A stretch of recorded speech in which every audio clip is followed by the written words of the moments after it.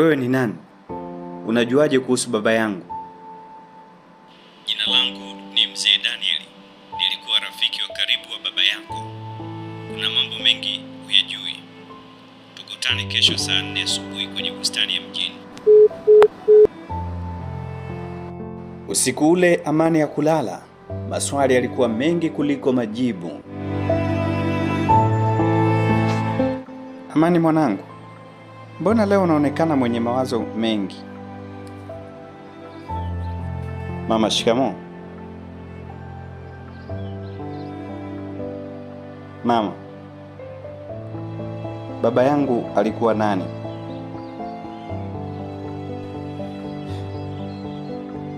Ni nani amekwambia umuulizie leo? Kuna mtu amenipigia simu, anasema anamjua baba yangu. Mwanangu, nilijua tu siku moja ukweli huu ungekuja kukufuata.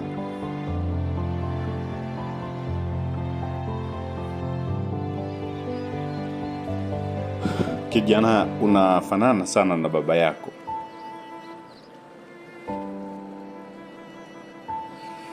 Baba yako hakuwa mtu mbaya. Alikupenda sana, lakini kuna watu walihakikisha hamkukutana tena. Kina nani? Na kwa nini? Huo ndio ukweli ambao lazima ujue, lakini sio leo yote. Kama kweli Amani amekuwa akitafuta ukweli kuhusu baba yake, na kama kweli atajua alikotoka, labda ndiyo mwanzo wa maisha mapya. Mwisho tunashuhudia tukiona Mzee Daniel anamkabidhi Amani bahasha ya zamani. Mzee Daniel anamwambia Amani, usiifungue hapa, nenda nyumbani kisha uisome ukiwa peke yako. Amani anaondoka akiwa ameshika bahasha kwa mikono inayotetemeka. Ndani ya bahasha hiyo kulikuwa na siri ambayo ingeweza kubadili maisha ya Amani ya milele. Lakini je, alikuwa tayari kuipokea?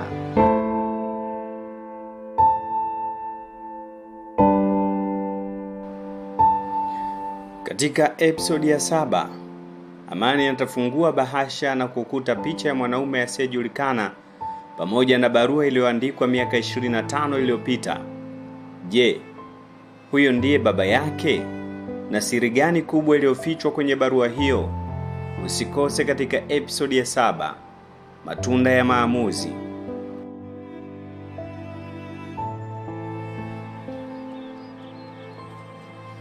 Hongera sana mwanangu.